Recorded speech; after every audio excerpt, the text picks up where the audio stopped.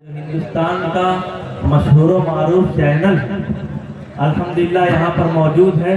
آج کے اس پروگرام کو انشاءاللہ تعالی پورے ہندوستان اور ہندوستان کے باہر اپنے چینل کے ذریعہ اس پروگرام کو نشر کریں گے اور لوگوں تک آج کے اس پروگرام کے پیغام کو پہنچائیں گے۔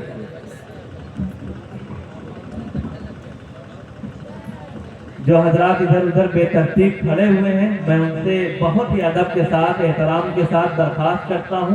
کہ تشریف لائیں۔ ابھی کچھ کرسیاں خالی ہیں، جو حضرات پیچھے بیٹھے ہوئے ہیں اور بیچ میں کرسیاں خالی ہیں وہ برائے مہربانی مل جل کر بیٹھنے کی کوشش کریں، خلاف سنت کام نہ کریں۔ اور قاری محمد فرقان صاحب بھی مجمع میں تشریف فرما ہے، میں ان سے بھی درخواست کرتا ہوں اسٹیج پر تشریف لائیں۔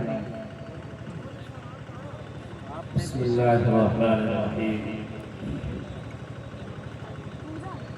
الحمدللہ وحدہ والصلاة والسلام على من لا نبی بعدہ اما بعد فقد قال اللہ تبارک وتعالی اعوذ باللہ من الشیطان الرجیم بسم اللہ الرحمن الرحیم تعاونوا على البر والتقوى ولا تعاونوا على الإثم والعدوان صدق الله العلي العظيم عن النعمان بن بشير رضي الله تعالى عنه قال قال رسول الله صلى الله عليه وسلم مثل المؤمنين في تلاحمهم وتعاطفهم وتوادهم كمثل الجسد إذا اشتكى له عضو تداعى له سائر الجسد بالسهر والحمى أو كما قال عليه الصلاة والسلام۔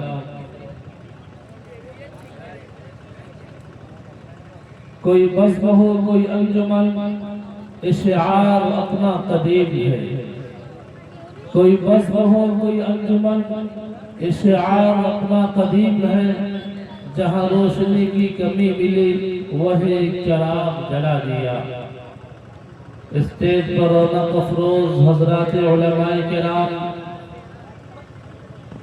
محترم و معزز سامعین کرام، آج کا یہ اجلاس جو اصلاح امت کانفرنس اور آل انڈیا نعتیہ مشاعرہ کے عنوان سے منعقد ہے، جو انجمن پاسبان ملت کے زیر اہتمام جاری و ساری ہے۔ یہ انجمن پاسبان ملت ایک بڑا ہی متحرک اور فعال پلیٹ فارم ہے، جو موقع بموقع دریا در دریا گاؤں در گاؤں اپنی اصلاحی کاموں میں لگا رہتا ہے۔ اللہ تبارک و تعالی اسے روز افزوں ترقی عطا فرمائے اور اس کے کارکنان میں اخلاص پیدا فرمائے۔ بڑا ہی بہترین قدم اٹھایا، جہاں پر نعتیہ مشاعرہ کا انعقاد کیا، وہیں پر اس کی ایک کڑی رکھی کہ امت کی اصلاح بھی ہونی چاہیے، امت کے اندر نیکی کا جذبہ بھی ہونا چاہیے، امت کے اندر خیر اور بھلائی کا جذبہ بھی ہونا چاہیے، اس لیے کہ اگر یہ خیر اور بھلائی نہ ہو، اصلاح نہ ہو، سچائی اور نیکی کا جذبہ نہ ہو، راہ حق پر چلنے کا داعیہ نہ ہو، راہ حق پر جمنے کی ہمت نہ ہو، سیدھے راستے اور صراط مستقیم پر جمے رہنے کی طاقت نہ ہو، پھر آگے کا جو اس کا عنوان ہے اور دوسری جو کڑی ہے وہ مفید نہیں ہو سکتی۔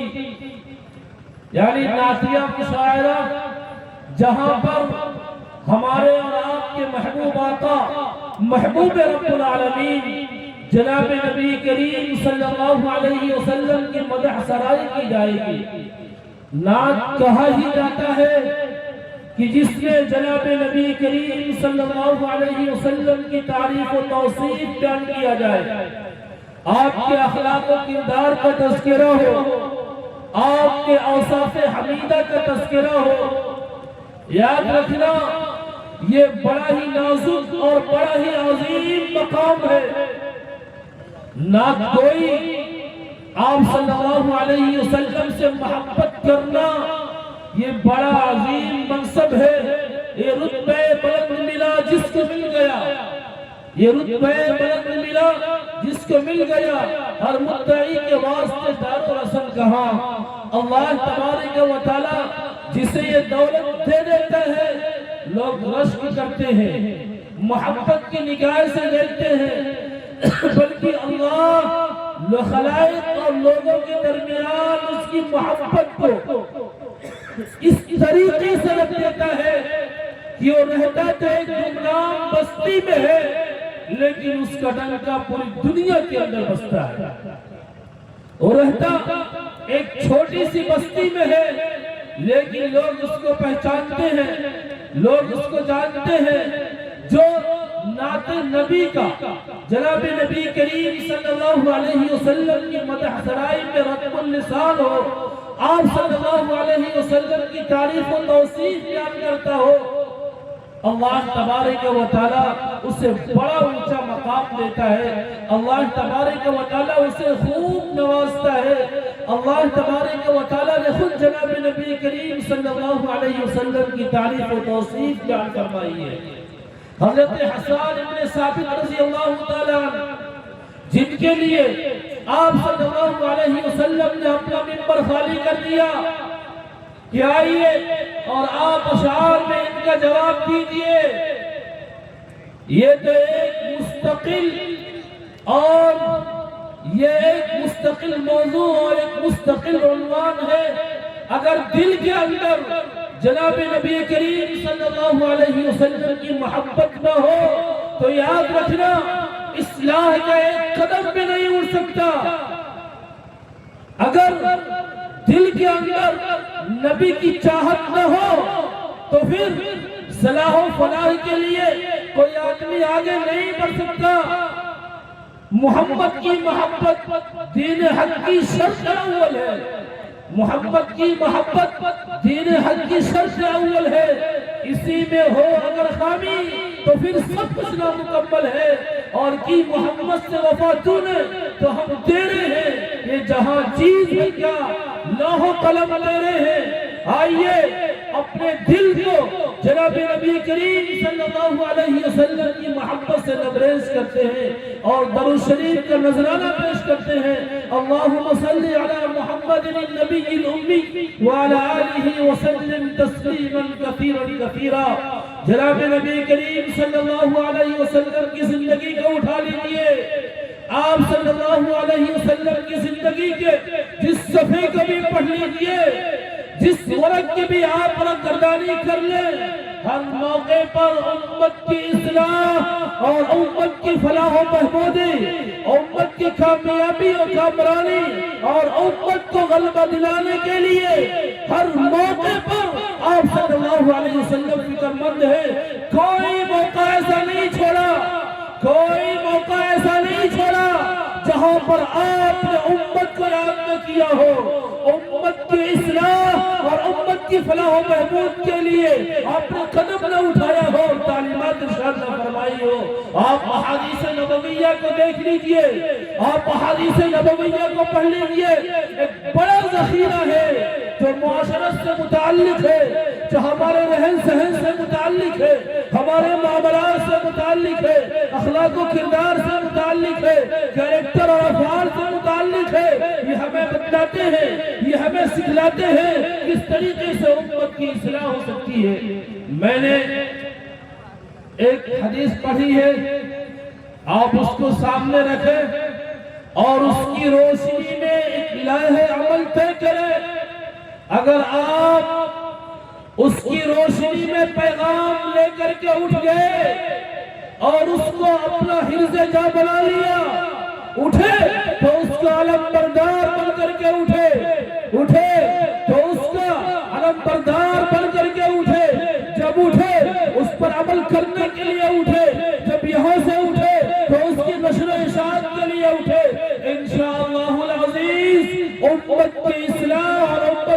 اللہ محمود کے لیے وہ سب کے مین ثابت ہوگا. یعنی وہ ایک حدیث ہے، اگر آپ نے اس کو اپنا حرز جا بنایا، آپ جس قدم پر بھی،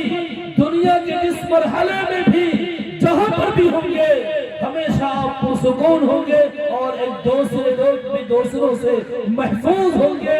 اور ہر ایک اپنی جان اور اپنی عزت و آبرو کے تعلق سے مامون ہوگا. اسے کوئی خطرہ لاحق نہیں ہوگا، وہ اسے کوئی ڈر نہیں ہوگا. میں کس سے اس طریقے سے ملاقات کروں، میں کیسے اس کے پاس جاؤں، کہیں ایسا نہ ہو کہ یہ میرا نقصان کر دے. کیونکہ حالات انتہائی خراب، بلکہ ہمارے معاملات انتہائی پیچیدہ، لوگوں کے ساتھ رہن سہن انتہائی مشکل. ایک پڑوس کو دوسرے پڑوس سے شکایت، ایک ساتھی کو دوسرے ساتھی سے شکایت. ایک کمیٹی کے اراکین ہیں جنہوں نے اس بات کا عہد و پیمان کیا کہ ہم آج اس کمیٹی کا قیام کرتے ہیں اور ہم یہ عہد کرتے ہیں مل جل کر کے کام کرتے ہیں. لیکن جب کام کرنے کا وقت ہوتا ہے، اتحاد اور اتفاق نہیں ہوتا، اس وقت جذبہ ہوتا ہے. کیا اس وقت عمل کرنے میں کوئی چیز مانے ہے؟ اصل چیز تو عمل ہے. آپ صلی اللہ علیہ وسلم نے ایک موقع پر ایک ایسا عہد و پیمان کیا تھا، بلکہ وہ ابھی نبوت سے سرفراز نہیں کیے گئے. ایک ظالم ہے مکہ کے اندر جو لوگوں کا حق مار لیتا ہے، وہ آواز لگاتا ہے یا سباہا، سب لوگ جمع ہو جاتے ہیں، کہتے ہیں فلاں شخص ہے وہ ہمارا حق نہیں دیتا. آپ صلی اللہ علیہ وسلم ایک مکان میں جمع ہو کر کے جب ایک شک پاس کرتے ہیں اور ایک دفعہ پاس کرتے ہیں اور پھر پاس نہیں کرتے، بلکہ یہ کہتے ہیں کہ اگر اس طریقے سے مجھے زندگی کے جس مرحلے میں بھی بلایا گیا، نبوت ملنے کے بعد آپ نے فرمایا اگر آج بھی مجھے اس چیز کے لیے بلایا جائے میں تیار ہوں. کیا پاس ہوا تھا؟ ایک جماعت تھی. آپ صلی اللہ علیہ وسلم نے فرمایا سب نے مل کر کے اس کی تائید و توثیق بھی کیا کہ لَنَكُونَنَّ يَدًا وَاحِدَةً عَلَى كُلِّ ظَالِمٍ حَتَّى يُؤَدِّيَ حَقَّ الْمَظْلُومِ. یہ وہ شک ہے، یہ وہ دفعہ ہے، یہ وقت اور قانون ہے، یہ ایک لاہ عمل ہے، یہ ایک ایسا حرص جاں ہے کہ آئیے ہم سب مل کر کے یہ عہد و پیمان کرتے ہیں کہ ہم سب ہر ظالم کے خلاف ایک ہاتھ ہوں گے، ہم سب ہر ظالم کے خلاف ایک قوت ہوں گے، ہم سب ہر ظالم کے خلاف ایک طاقت بن کر کے کھڑے ہوں گے. جب تک وہ مظلوم کا حق واپس نہ کر دے، جب تک کہ وہ مظلوم کا حق واپس نہ کر دے، تب تک ہم سب لَنَكُونَنَّ يَدًا وَاحِدًا، ہم سب ایک طاقت بن کر کے اس کا بائیکاٹ کرتے رہیں گے، اس کا سوشل بائیکاٹ بھی کریں گے، اس کا ہر طریقے سے بائیکاٹ کریں گے. یہ آپ صلی اللہ علیہ وسلم نے شرط ہمیں دیا، اور یہ اس وقت کی بات ہے جب نبوت سے سرفراز نہیں کیے گئے. نبوت ملنے کے بعد آپ نے اس کی تائید بھی کیا، اور آپ صلی اللہ علیہ وسلم نے فرمایا اگر مجھے آج بھی بلایا جائے، اگر مجھے آج بھی اس کی جانب دعوت دی جائے،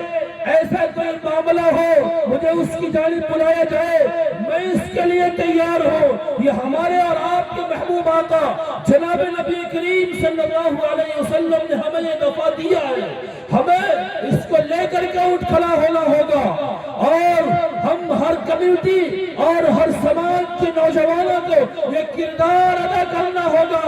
جو بھی ظالم ہوگا، وہ کسی کی عزت و عصمت پر حملہ کرنے والا ہو، وہ معاشرے کے اندر برائی پھیلانے والا ہو، وہ کسی کا عزت ناروا سلوک کرنے والا ہو، وہ کسی کے ساتھ غلط معاملہ کرنے والا ہو، وہ کسی کے ساتھ غلط سلوک کرنے والا ہو، کوئی شخص ایسا جو نشے کا عادی ہو، کوئی شخص ایسا جو لوگوں کے درمیان بے حیائی کو پھیلاتا ہو، جو لوگوں کے درمیان قتل و غارت گری کو عام کرتا ہو، جو لوگوں کے درمیان ناپاک چیزوں کو رائج کرتا ہو، جو لوگوں کے درمیان ناجائز چیزوں کو رائج کرتا ہو، ہم نوجوانوں کی جماعت کو یہ بننا پڑے گا،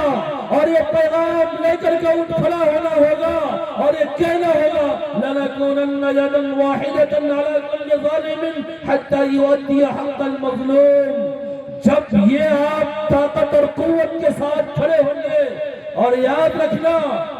طاقت و قوت اللہ تبارک و تعالیٰ نے اہل ایمان کو اتنا دیا ہے، بلکہ جناب نبی کریم صلی اللہ علیہ وسلم نے فرمایا المؤمن القوی خیر واحب الی اللہ من المؤمن الضعیف۔ ایک طاقتور مومن جو اپنے ایمان میں بھی طاقتور ہو، اپنے اعضاء و جوارح میں بھی طاقتور ہو، اپنے قوت میں بھی طاقتور ہو، اپنی ہمت میں بھی طاقتور ہو، وہ اپنے دئی بھی طاقتور ہو۔ المؤمن القوی، جو بھی طاقتور مومن ہوگا وہ اللہ کی نظر میں کمزور مومن کے مقابلے میں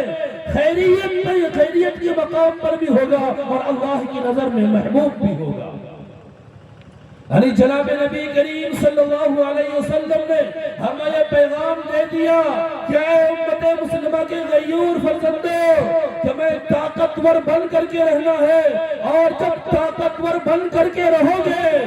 اور جب ہمت بن کر کے رہو گے، اور ہمتیں کہاں سے پیدا ہوں گی، یہ طاقت کہاں سے آئے گی؟ یہ طاقت اس وقت آئے گی جب ہم حرام کو چھوڑ دیں گے، جب ہم جوئے کو چھوڑیں گے، ہم سودی کاروبار کو چھوڑیں گے، بے حیائی کو چھوڑیں گے، ہم سٹے بازی کو چھوڑیں گے، اور ہم سودی کاروبار کو چھوڑیں گے، اور ہم چاہے آن لائن ہو یا آف لائن ہو، جس بھی طریقے سے جوئے کے اندر لوگ مبتلا ہے۔ آج تو بڑے افسوس کے ساتھ یہ کہنا پڑتا ہے کہ وہ نوجوان جو انقلاب پیدا کرنے کے لیے تھا، اور نوجوان جو لوگوں کو راہ راست پر لانے کے لیے تھا، تیرے صوفے افرنگی، تیرے قالی ہے ایرانی، لہو مجھ کو رلاتی ہے، جوانوں کی تناسانی، جوانوں یہ صدائیں آ رہی ہے یاد اشاروں سے، چٹانیں چور ہو جائیں جو ہو عزم سفر پیدا۔ نوجوانوں، آپ کو تو ایک طاقت اور قوت اللہ تبارک و تعالیٰ نے دی ہے، آپ کھڑے ہو تو آپ انقلاب لا سکتے ہیں، لیکن ہائے افسوس وہ نوجوان جس سے اتنی امیدیں وابستہ ہے، اگر ان امیدوں کو شمار کرایا جائے تو ایک لمبا وقت درکار ہوگا، لیکن وہ نوجوان وہ اپنے اخلاق و کردار کا جنازہ نکال رہا ہے، وہ نوجوان جسے قرآن کریم کی تلاوت کرنا چاہیے، جسے لوگوں کے ساتھ حسن سلوک کرنا چاہیے، مظلوموں کا اور بے سہارا لوگوں کا ہاتھ پکڑنا چاہیے، آج وہ نوجوان اپنے ہاتھ میں موبائل تھام کر کے اس قدر دنیا سے بے خبر ہے کہ سامنے سے اس کا باپ بھی گزرتا ہے، اسے احساس تک نہیں ہوتا۔ یعنی وہ باپ جو اس کا بڑا محسن رب مجازی ہے، ابھی 20 سال پیچھے جائیے، اگر کوئی ایسے کام میں ہوتا، اگر نگاہ پڑتی کوئی گاؤں کا بڑا آدمی آ رہا ہے، وہ راستہ بدل لیتا، اس جگہ سے اٹھ جاتا، لیکن ہائے افسوس حال تو یہ ہو گیا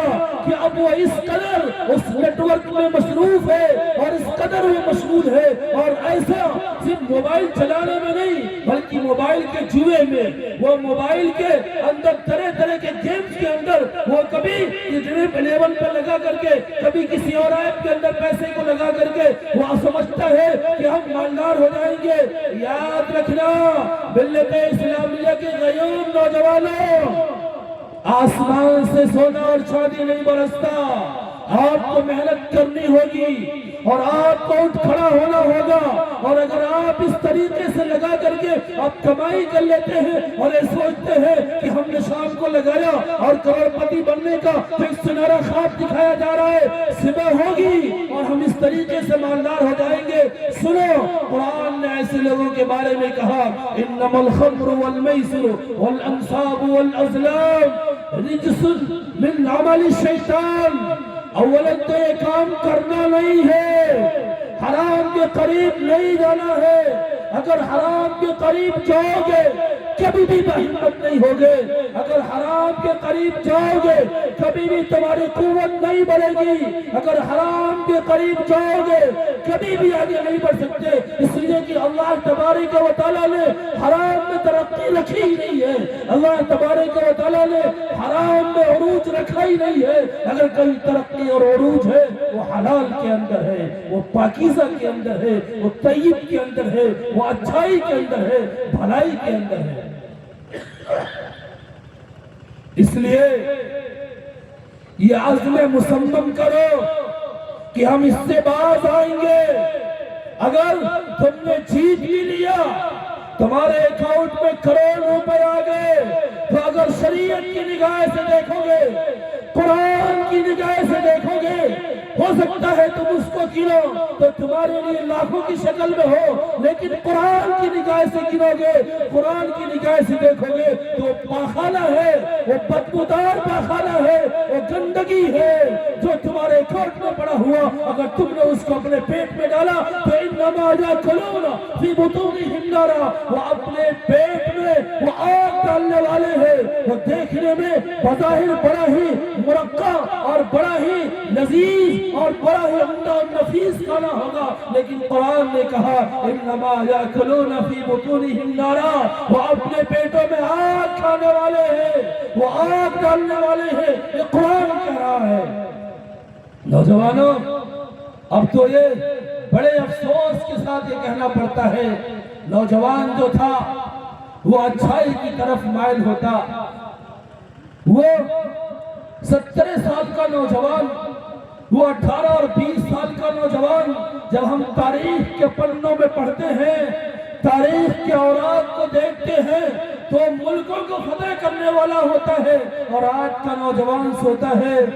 صبح ہوتی ہے سوچتا ہے اگر میرے پاس موبائل نہیں ہے تو کہیں لون پر موبائل ملے اور میں اس کو لے لوں۔ ایک تو اس طریقے سے اس کا غلط استعمال اور لون پر موبائل کا خریدنا، یاد رکھنا کہ 1 روپیہ بھی سود کا استعمال کرنا، سودی کاروبار کرنا، سودی خرید و فروخت کرنا، اس کے اوپر گواہ بننا، سودی کاروبار کرنے والے کا پتہ بتانا، سودی کاروبار کرنے والے پر گواہ بننا، یہ اتنا خطرناک جرم ہے کہ فرمایا 1 روپیہ بھی سود کا استعمال کرنا اتنا خطرناک جرم ہے کہ اس گناہ کے جو قباحت اور اس کی شناعت ہے یہ 72 گناہ ہے، اس میں سب سے ادنا درجے کا یہ ہے جیسے کوئی اپنے ماں کے ساتھ بدکاری کرے اور ماں کے ساتھ زنا کرے، اتنا خطرناک یہ جرم ہے۔ اس کے باوجود سودی کاروبار کے اندر بڑھتا ہوا یہ رجحان بڑا ہی قابل افسوس ہے، قابل مذمت ہے۔ باز آ جائے اس سے، شریعت نے 2 جرم ایسے بیان کیے ہیں کہ اگر کوئی ان دونوں کا مرتکب ہے، اگر ان دونوں میں سے کوئی ایک کو کرتا ہے تو شریعت نے کہا، اللہ تبارک و تعالیٰ نے فرمایا میں اس سے لڑائی کرنے والا ہوں، وہ میرا حریف ہوگا، میں اس کا مد مقابل ہوں۔ ایک تجھے ہے جو سودی کاروبار کرنے والا ہے، وہ باز نہیں آتا، وہ سودی کاروبار میں شامل کسی بھی طریقے سے ہو، فَإِن لَمْ تَفْعَلُوا فَأْذَنُوا بِحَرْبٍ مِّنَ اللَّهِ وَرَسُولِهِ، اگر وہ سودی کاروبار سے باز نہیں آتا تو اعلان کر دو کہ اس کا مد مقابل اور اس کا حریف اللہ اس کا رسول ہے۔ جس کا مد مقابل اللہ اس کا رسول ہو وہ کس طریقے سے پنپ سکتا ہے، وہ کیسے آگے بڑھ سکتا ہے؟ اس لیے آج ہی توبہ کریں یا عزم مصمم کریں کہ اس گناہ کے قریب بھی نہیں جائیں گے، اور جو بھی کرنے والے ہمارے دوست و احباب ہیں ہم ان کو بتلائیں گے یہ حرام ہے، اس کو چھوڑ دو۔ اور سن لو، جو آدمی حرام سمجھتا ہے اس کے لیے اللہ حلال کے راستے کو کھول دیتا ہے، حلال کا راستہ اس کے لیے کھلتا ہوا چلا جاتا ہے۔ یا اللہ تبارک و تعالیٰ نے صاف طریقے سے فرمایا ہے حلال تھوڑا بھی ہو اللہ عروج دیتا ہے، حرام زیادہ ہو اللہ مٹھا دیتا ہے۔ یمحق اللہ الربا ویربی الصدقات، اللہ حرام کو مٹھاتا ہے، سود کو مٹاتا ہے، اور اللہ حلال کو بڑھاتا ہے، اللہ حلال اور صدقات کو بڑھاتا ہے، اور اس کو اتنا بڑھاتا ہے کل قیامت کے دن جب وہ دیکھے گا میں نے تھوڑا خرچ کیا تھا اور اس پر ملنے والا یہ اجر و ثواب، وہ کہے گا اے کاش ہم نے اور خرچ کر دیا ہوتا، ہم نے اور حلال کو اختیار کیا ہوتا۔ اللہ تبارک و تعالیٰ اتنا نوازتا ہے۔ بلکہ نوجوانوں، اگر حلال کمائی کے لیے قدم اٹھاتے ہو اور تمہارے ہاتھ یہ اس طریقے سے سخت ہو جاتے ہیں کام کرتے ہوئے، گھبرانے کی ضرورت نہیں ہے۔ القاسم حبیب اللہ، اپنے ہاتھوں سے کمائی کرنے والا بھی اللہ کا محبوب ہوتا ہے۔ القاسم حبیب اللہ اپنے ہاتھوں سے کمائی کرنے والا یہ اللہ کا حبیب ہوتا ہے، اللہ کا محبوب ہوتا ہے، اللہ کا پسندیدہ بندہ ہوتا ہے۔ اس لیے کھڑے ہو یہاں سے تو وہ پیغام لے کر کے اٹھے کہ جناب نبی کریم صلی اللہ علیہ وسلم نے فرمایا مثل المؤمنین فی تراحمہم وتعاطفہم، کہ مومنین کی مثال آپس میں رحم کرنے میں، ایک دوسرے کے ساتھ مہربانی کرنے میں کس طریقے سے ہے، کمثل الجسد، جیسے کہ جسم ہے۔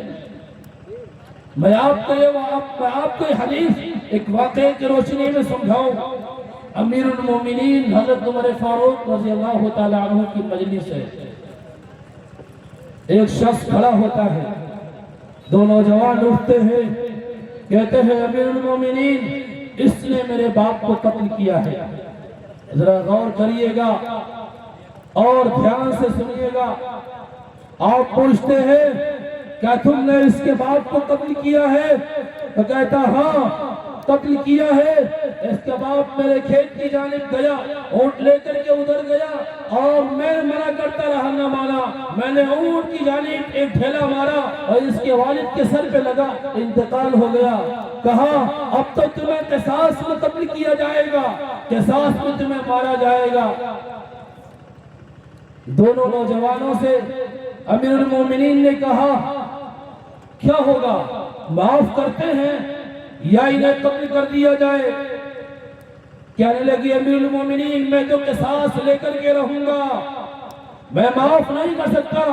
یہ میرے باپ کا قاتل ہے، میں اسے معاف نہیں کر سکتا۔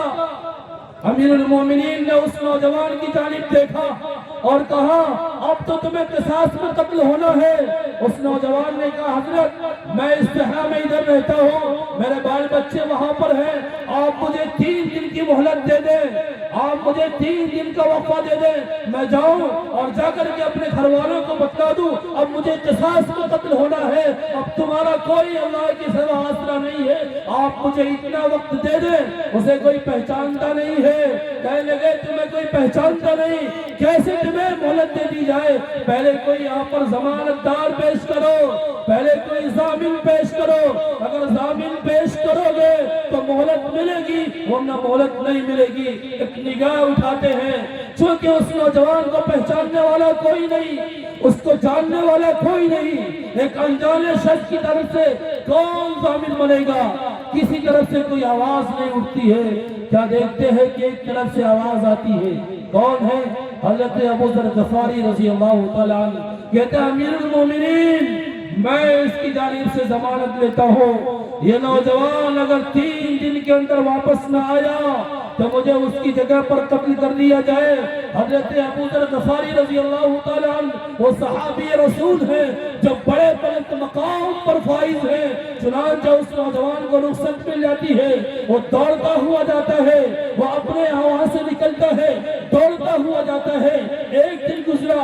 دوسرا دن گزرا، اب تیسرا دن گزر گیا، ادھر عصر کے بعد تو وقت ہو گیا، پورا مجمع جمع ہے، پورا مجمع دیکھ رہا ہے، اور نوجوان یہ وعدہ کر کے گیا تھا 3 دن میں واپس آ جاؤں گا، ابھی واپس نہیں آیا۔ ادھر دونوں نوجوان ہیں، وہ کہتے ہیں کہاں گئے ہو ضامن؟ ضامن کو سامنے لایا جائے۔ ابو ذر غفاری رضی اللہ تعالیٰ عنہ امیر المومنین عمر فاروق کی نگاہ میں اتنی اہمیت کے حامل ہیں، جو وہ کہہ دے اس کے کرنے کے لیے وہ تیار ہیں۔ کیا دیکھتے ہیں ادھر سورج غروب ہونے والا ہے اور ابھی وہ نہیں پہنچا،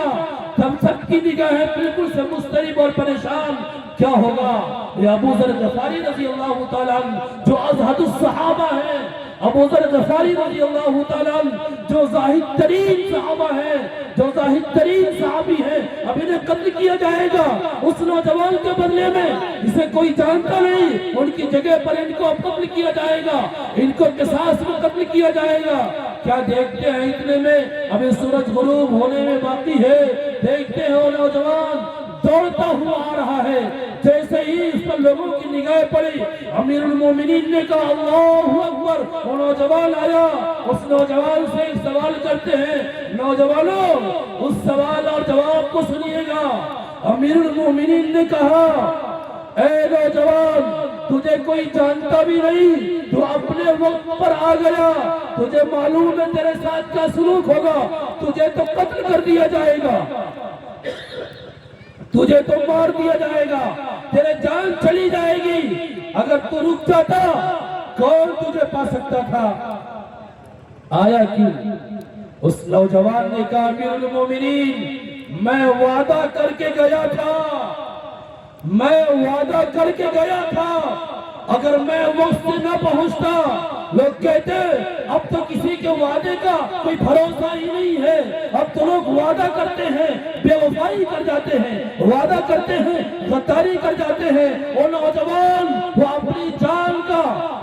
جان کو حوالے کرنے کے لیے، اپنے وعدے کو پورا کرنے کے لیے آتا ہے۔ آج ہمارا حال یہ ہے، اگر ہم نے کسی سے ضرورت کے موقع پر پیسہ لیا اور جب وہ مانگنے لگتا ہے اس کو ضرورت پڑ گئی، وہ ٹال مٹول کرتا ہے، وہ 10 دن کا وعدہ کیا وہ 1 مہینہ گزر جاتا ہے، وہ اس کو ادا نہیں کرتا۔ یاد رکھنا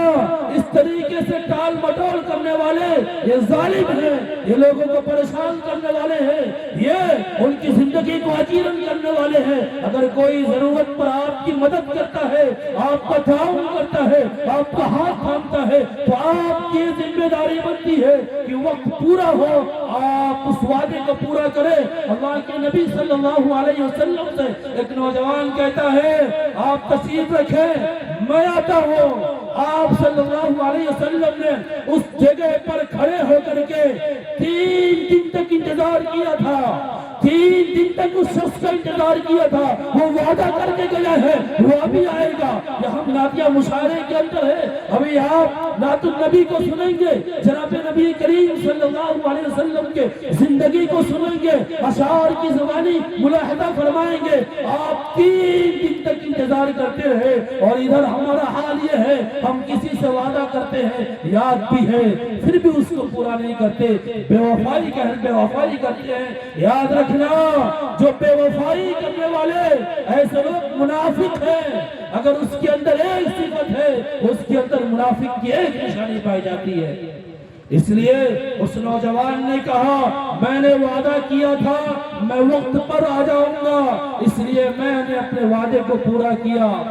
ادھر ابو ذر غفاری رضی اللہ تعالیٰ عنہ سے کہا حضرت آپ تو ان کو جانتے نہیں تھے،